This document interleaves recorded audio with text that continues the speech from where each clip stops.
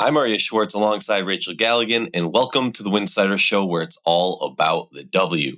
We are here in the midst of the All-Star break. The Olympics have just gotten going, and there's so many WNBA topics to talk about.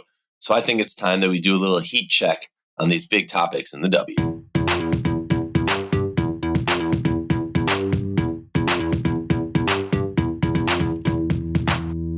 Welcome back to the show. Excited to have Rachel back finally.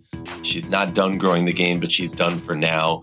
She's no longer in a foreign country watching the future of women's basketball. She's back to discuss women's basketball with me and all of our listeners. Excited to have you back, Rachel.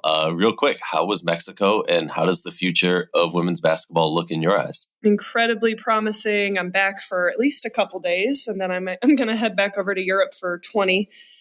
So I'm glad that we're able to get in here and kind of chit chat and talk, during this break a little bit about things that are going on. Mexico is amazing. The future of the game, very encouraging between Team USA and Canada, France, Australia, Spain. I mean, it was just really exciting to have a chance to, especially Team USA, some of these young, really elite prospects, and USA bringing home gold. That was fun to watch. Great experience for me. And yeah, like I said, headed back over here in a few days to check out European championships under 18 and under 16. So ask me again in about a month or so, and I'll have an even more in-depth answer to that. Just because, and for our listeners, I'm putting Rachel on the spot because we did not prep about this, talk about this at all. Rachel, I don't want to get into it too much, but if you could just give me a name of a single player that while you were watching the tournament, you were like, whether you knew that player was going to be good, whether you never heard it, whatever it is, just one player that impressed you, whether it was one move, a game, anything. Was there anybody that you were just like, wow, that was impressive? I mean, it's hard for me not to talk about Jersey Robinson. There's so many that come to mind, but just, right off the bat, how dynamic she is and how impactful she is. And I mean, she's going to be a player that we're talking about for a long time.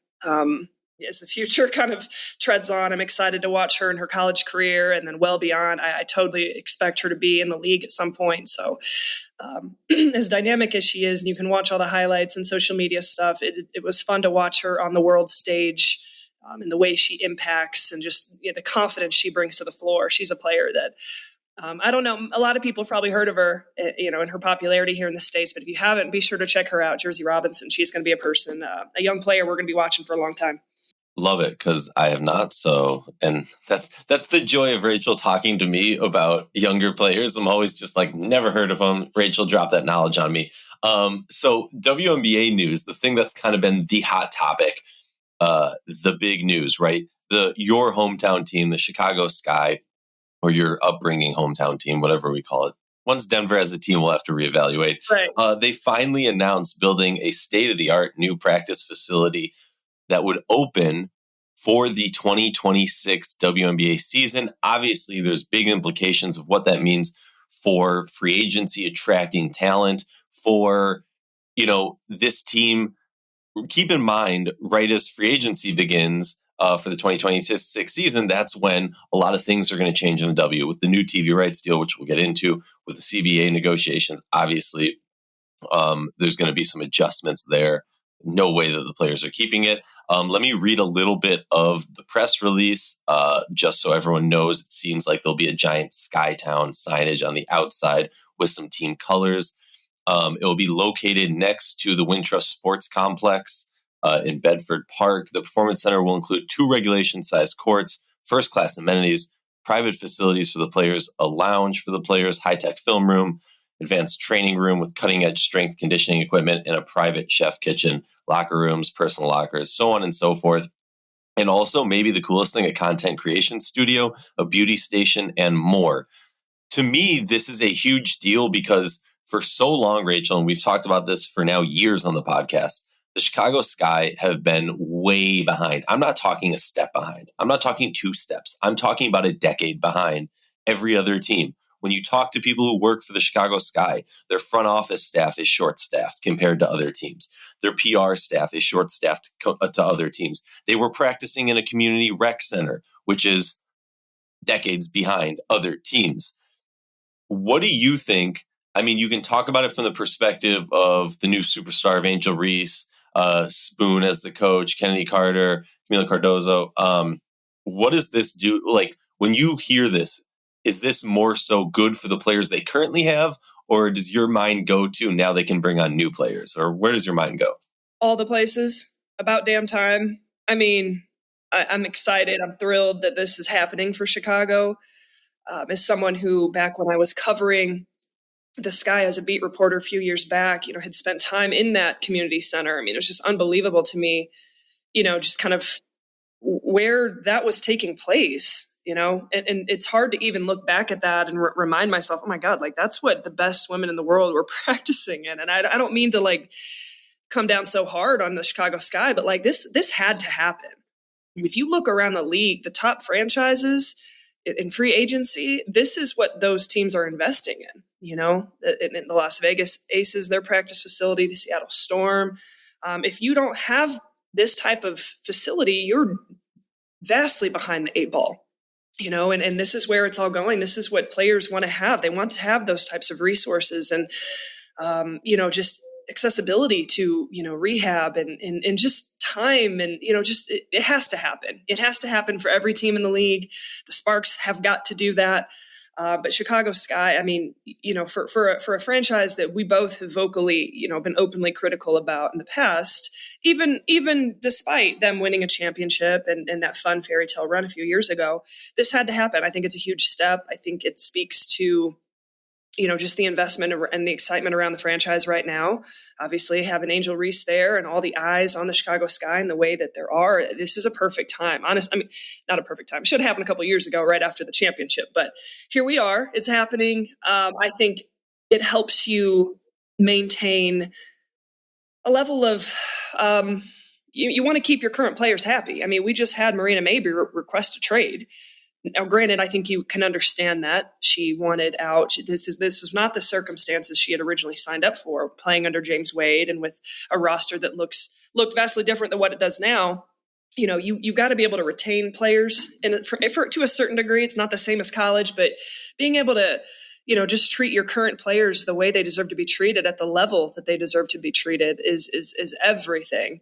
And then free agency. I think Chicago is a destination. They've got the banner. I think Wintrust is a great facility to play games in. I know there's a lot of people that differ in that opinion, but I personally am a fan of it. But this practice facility, in my mind, is a massive improvement across the board, and I'm really relieved to see it happening. And again, it's going to impact big in free agency too.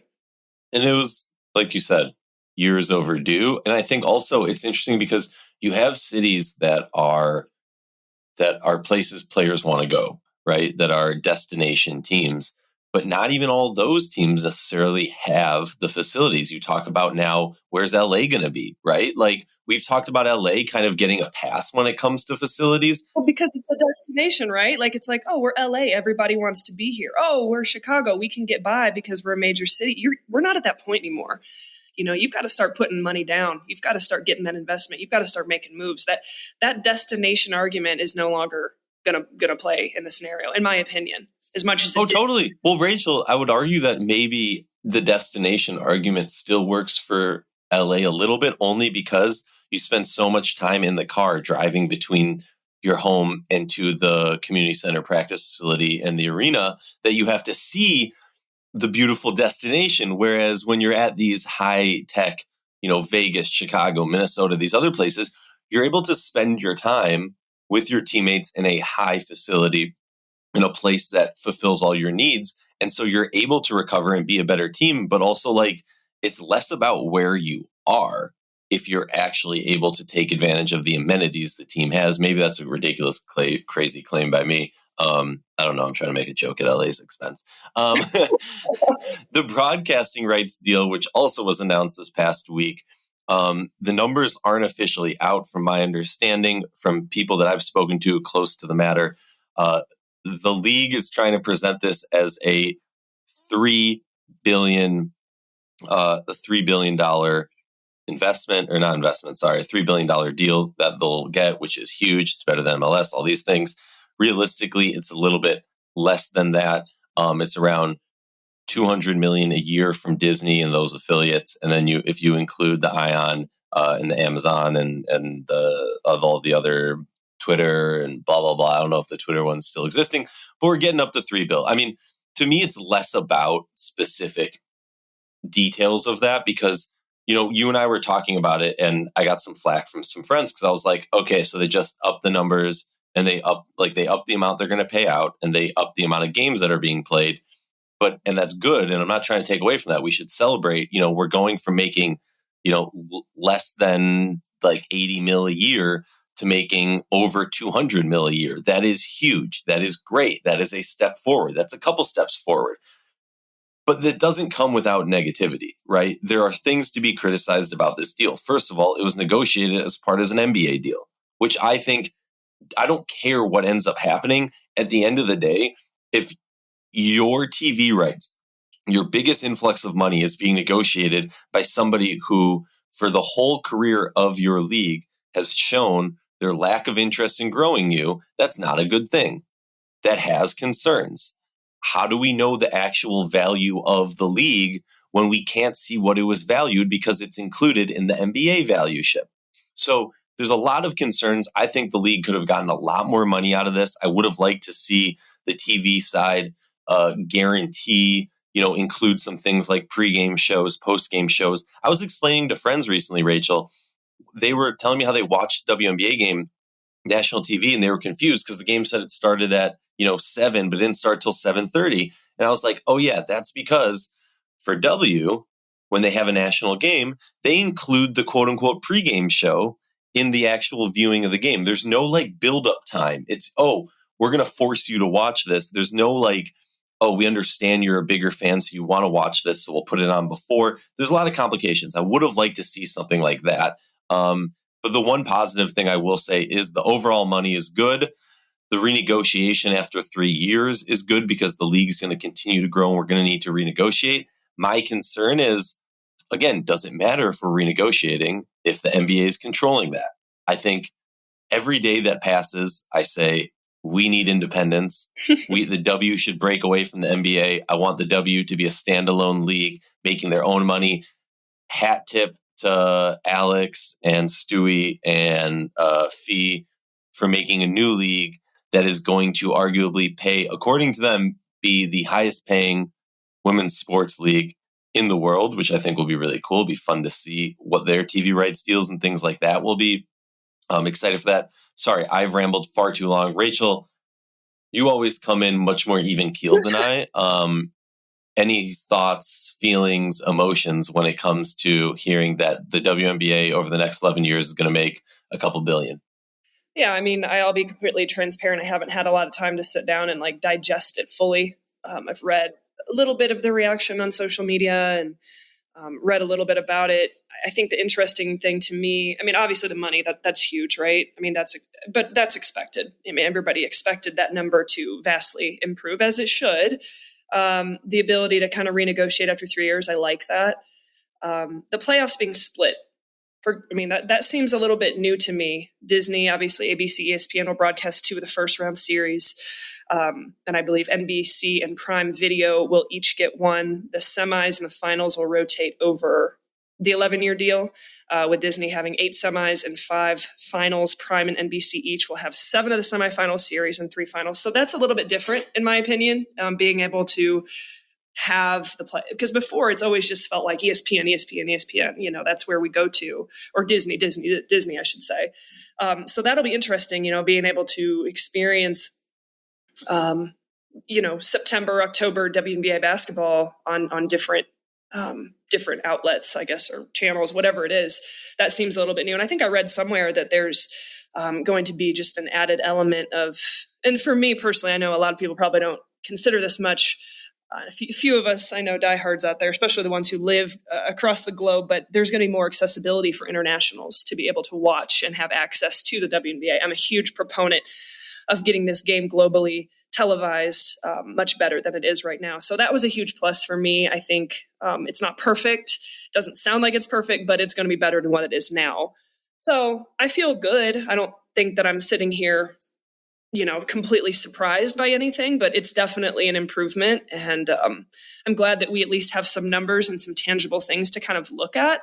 There's still not all the information on the table, but I don't think anyone was probably taken back or too disappointed. We expected the money to be much bigger. And at the end of the day, that's the biggest point of all this, right? It's about the money and the ability to invest and continue to grow the league and continue to pay the players more.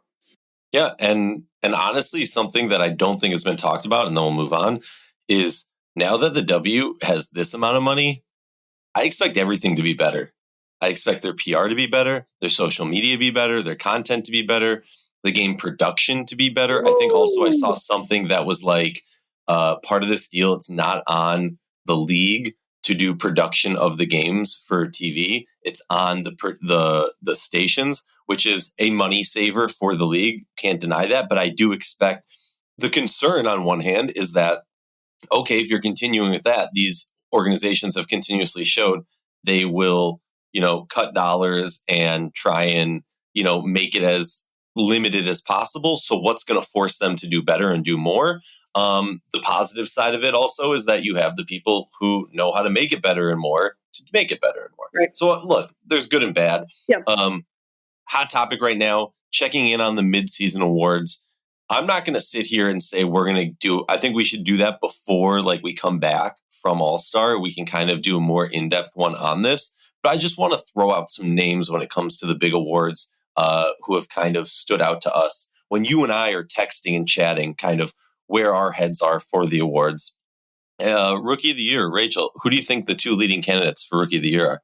I don't know. That's a tough one. Kate Martin? That is the race right now. I said it a few weeks ago. I think it still very much stands. It's going to be neck and neck down to the wire between Angel Reese and Caitlin Clark. Love this just back and forth record-breaking rookie season we're seeing out of both of these players. And when we get to the point where we have to sit down and cast a vote, that's going to be fascinating how, what everybody's metric is and how they decide. But that's clearly in my opinion, been the biggest talking point and will continue to be as we go through the rest of this WNBA season. I mean, because again, I think as of right now, the MVP conversation is pretty understood across the board. But the Rookie of the Year, man, that is what's getting the eyes, the conversation. People are getting heated, and that's great for the game. And both of these women are absolutely killing it in their rookie season. So that's going to be really fun to see how it shakes out between Reese and Clark. You touch on MVP. We know who's winning MVP this year. Even if she didn't play another game this season, I think it would be hard for anybody to actually enter the conversation. Look, the Vegas Aces might not be the standalone top tier team, but A'ja Wilson is the standalone top tier player. There's nobody on her level. There's nobody, grasping her toes right now. A'ja Wilson. That's the MVP. Add a dash to it, add an apostrophe after the M. So make sure, here's the thing for WNBA fans, make sure you're watching every Vegas game because it's an honor to watch A'ja Wilson play this season. That's what I'm saying. Sometimes I think we get not numb, but accustomed to how great A'ja Wilson is and how good she is. And that's been the case since she was in college for sure. But now it's I get chills. I literally have goosebumps right now thinking about the type of play that A'ja Wilson has put out there on the court and how dominant she's been, averaging a double-double, 27 points, 12 rebounds per game, getting it done in her ability to pass and block shot, averaging close to 3 blocks a game. I mean, insane. She's I want people to just take a step back and continue to realize how special A'ja Wilson is and how special the season that she's stringing together right now is. To see an elite player, the best player in the world, play at this level is an honor. So yeah, make sure we're really taking note and really soaking in every moment because she's unbelievable. Most improved player or MIP. Obviously, we're talking Kenny Carter. You can say, oh, she didn't get time. She's producing in a way that she's never produced before. What a great story too. Everybody who's followed the league for a few years has seen, really trying to find her footing, trying to find a fit. What is the franchise? Who is the coach that can kind of, rein her in and help her be successful for who she is as a person and on the court? And I think she's found that match here with the Chicago Sky and Teresa Witherspoon. And She's able to be herself in terms of offensively. No one can guard her off the dribble. She's probably one of the best players in the league, and her ability to go get her own shot.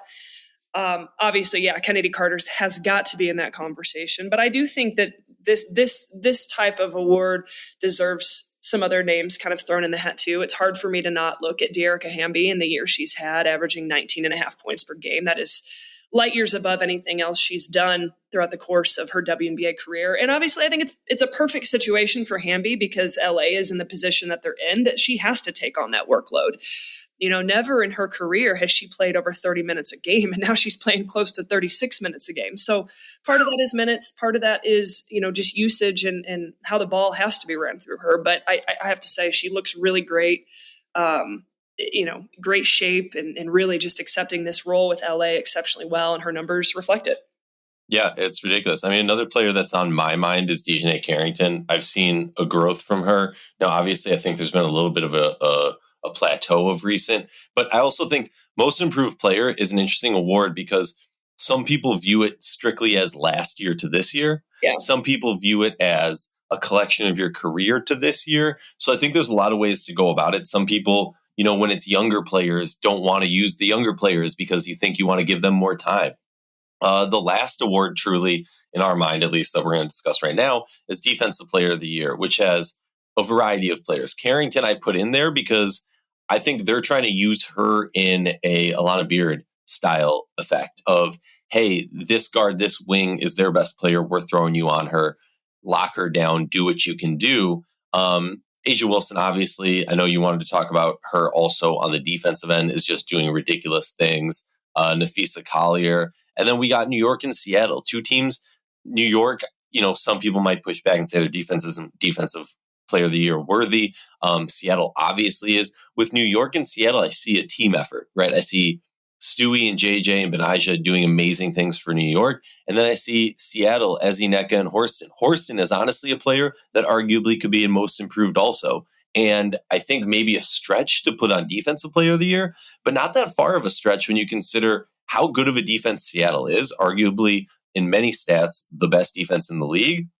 And you add that Horston is playing a similar role to that of Carrington, Benijah, going up against the other team's best player. Did I cover everybody? Is there anybody that I missed that kind of pops in your head? Obviously, there's players we missed, but is there anybody else popping to your head that you think?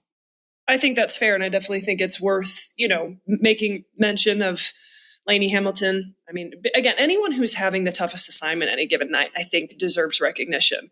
And that's what we see out of Carrington and Benijah.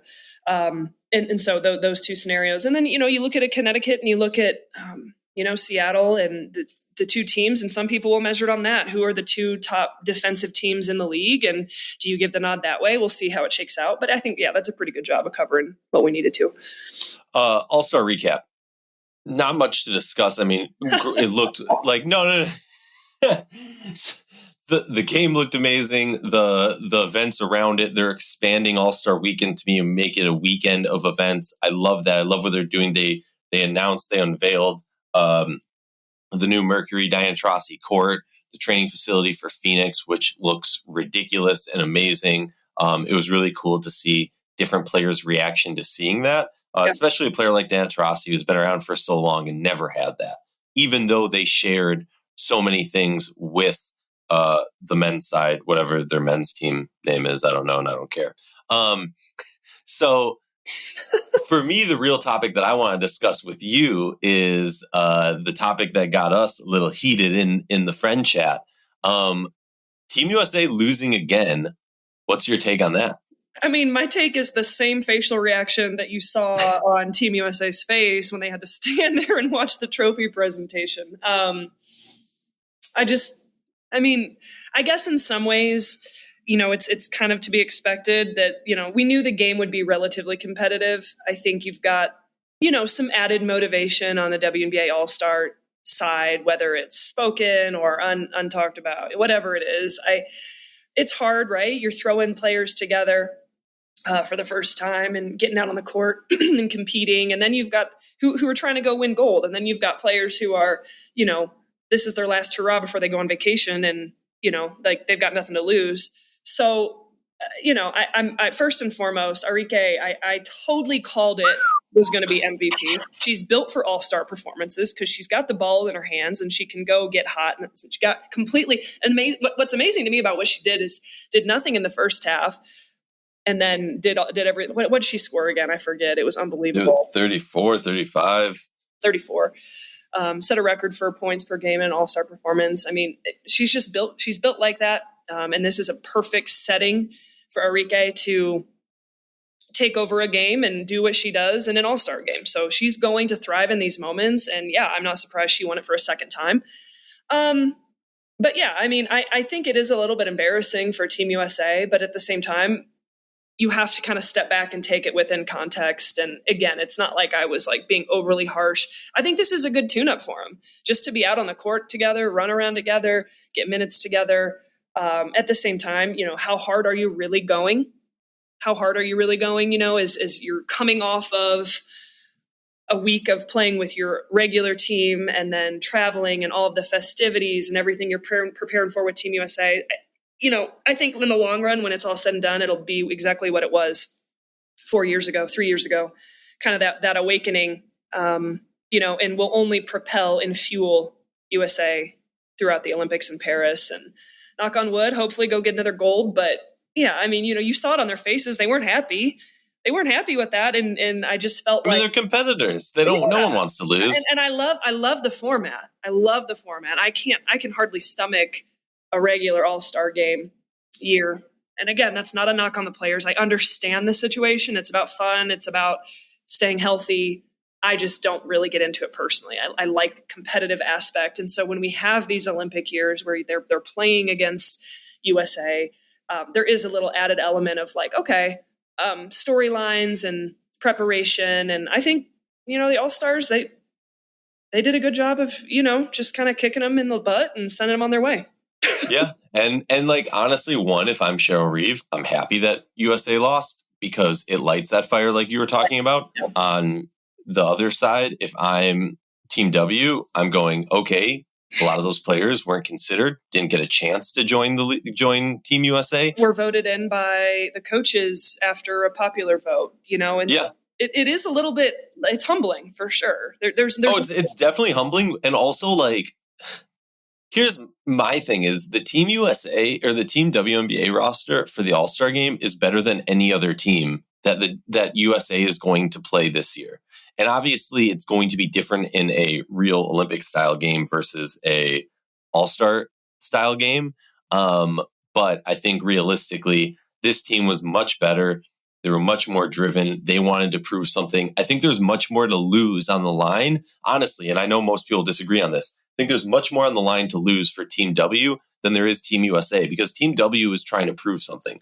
Team USA doesn't have to prove anything in that game. I know some people disagree. To end the episode, as we always do, Rachel, because I know we both got to run. Who's your GOAT? Oof. I'm going to mix it up today. I'm going to take it back to the OG, the one who got me into the game, Cynthia Cooper. Boom.